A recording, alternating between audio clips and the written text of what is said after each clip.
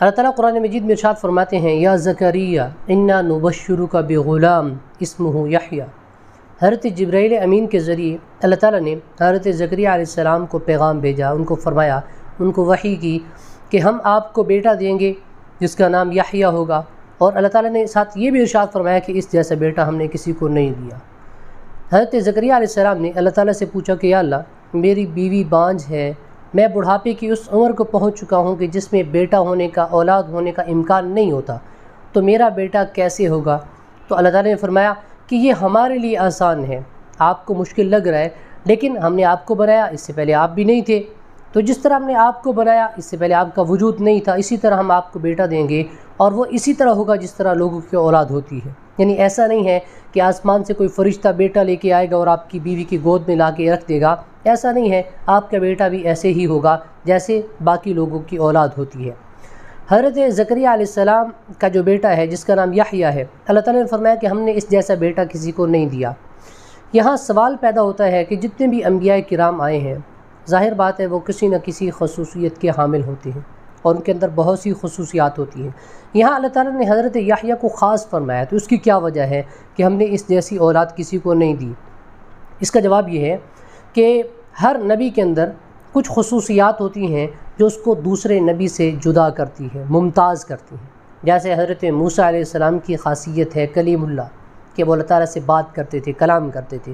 حضرت اسماعیل علیہ السلام کی خاصیت ہے ذبیح اللہ، کہ وہ اللہ تعالیٰ کے لیے قربان ہوئے تھے۔ حضرت ابراہیم علیہ السلام کی خاصیت خلیل اللہ۔ اسی طرح جناب نبی کریم صلی اللہ علیہ وسلم کی خاصیت ہے کہ اللہ تعالیٰ نے ان کو آخری نبی بنا کے بھیجا ہے، ان کے بعد کوئی نبی نہیں آئے گا قیامت تک کے لیے، اور یہی دین اسلام آخری مذہب ہوگا، اس کے بعد کوئی مذہب نہیں ہوگا اور قابل قبول بھی نہیں ہوگا۔ اگر کوئی اسلام قبول کرے گا تو وہ کامیاب ہے، اسلام کے بعد کسی اور کا کوئی مذہب نہیں چلے گا۔ یہ خاصیت تھی جناب نبی کریم صلی اللہ علیہ وسلم کی۔ تو اسی طرح حضرت یحییٰ علیہ السلام کو اللہ تعالیٰ نے کچھ خاصیات دی تھی، ان کا ذکر اللہ تعالیٰ نے قرآن مجید میں فرمایا ہے۔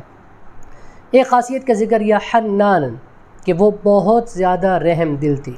انتہا درجے کے رحم دل تھے، اور رحم دلی کا مطلب یہ ہے کہ کسی کو تکلیف میں دے کر اس کا دل پسیج جائے، اتنا نرم دل ہو۔ تو اللہ تعالیٰ نے یہ خاصیت حضرت یحییٰ علیہ السلام کو دی تھی کہ وہ انتہا درجے کے نرم دل تھے۔ اسی طرح ایک اور خاصیت کا ذکر اللہ تعالیٰ نے کیا ہے زکاتن، کہ وہ پاکیزہ تھے، اور یہ پاکیزہ ہونا ان کے اخلاق کے اعتبار سے تھا کہ ان کے دل میں کسی کے لیے بغض، کینہ، حسد، دشمنی، نفرت ایسی کوئی چیز بھی نہیں تھی، سب کے لیے محبت تھی، سب کے لیے تعلق تھا، اور کسی کے لیے ان کے دل میں نفرت نہیں تھی۔ انتہا درجے کی ان کے اندر پاکیزگی تھی اخلاق کے اعتبار سے۔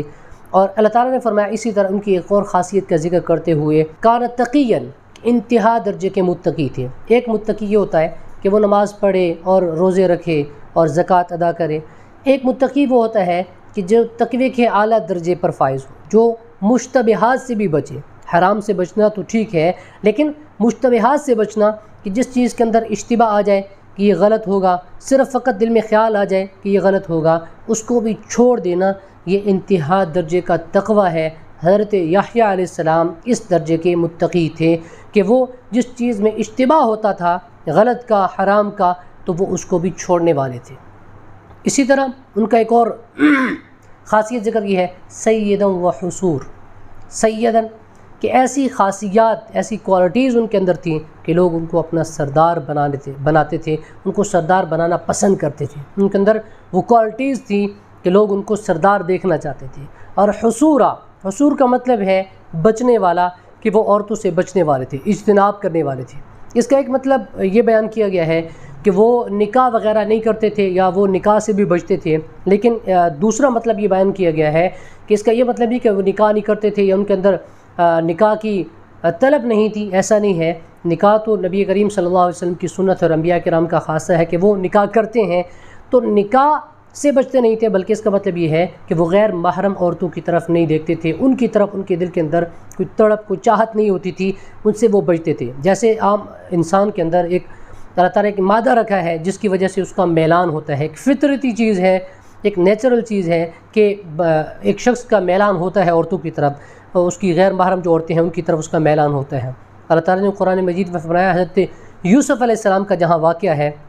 وہاں فرمایا کہ جہاں عزیز مصر کی بیوی کے دل میں خیال تھا، اسی طرح حضرت یوسف علیہ السلام کے دل میں بھی خیال تھا، اور وہ اگر اللہ تعالیٰ کی نشانی نہ دیکھ لیتے تو وہ اس کام میں ہو جاتے ملوث، لیکن انہوں نے اللہ تعالیٰ کی برہان کو دیکھ لیا اور اس وجہ سے وہ بچ گئے اور اللہ تعالیٰ کی طرف انہوں نے رجوع کیا تھا۔ تو اس کا مطلب یہ ہے کہ ایک طبعی چیز ہے عورتوں کی طرف میلان، لیکن حضرت یحییٰ علیہ السلام کے اندر اس چیز کی بالکل طلب نہیں تھی، وہ بالکل اس سے بچنے والے تھے، وہ اپنے آپ کو روکنے والے تھے۔ اور آگے فرمایا وبرم بوالدی، اپنے والدین کے ساتھ انتہائی اچھا سلوک کرنے والے تھے۔ تو یہ خاصیات تھیں جو حضرت یحییٰ علیہ السلام کی تھیں، اور ان کی وجہ سے اللہ تعالیٰ نے فرمایا کہ ان جیسی خاصیات والا ہم نے اس سے پہلے پیدا نہیں کیا، یعنی جتنے بھی انبیاء کرام ہیں ان کی خاصیت ہے وہ انہی کے ساتھ خاص ہے، جو حضرت یحییٰ علیہ السلام کی خاصیات ہے وہ ان کے ساتھ خاص ہے، جو ان کو باقی انبیاء کرام سے ممتاز کرتی ہیں، ان سے الگ کرتی ہیں۔ اور اسی وجہ سے اللہ تعالیٰ نے فرمایا کہ ہم آپ کو خوشخبری دیتے ہیں ایک بیٹے کی کہ جس کا نام یحییٰ ہوگا، اللہ تعالیٰ نے نام بھی بتا دیا اور فرمایا کہ اس جیسا ہم نے اس سے پہلے کسی کو نہیں دیا۔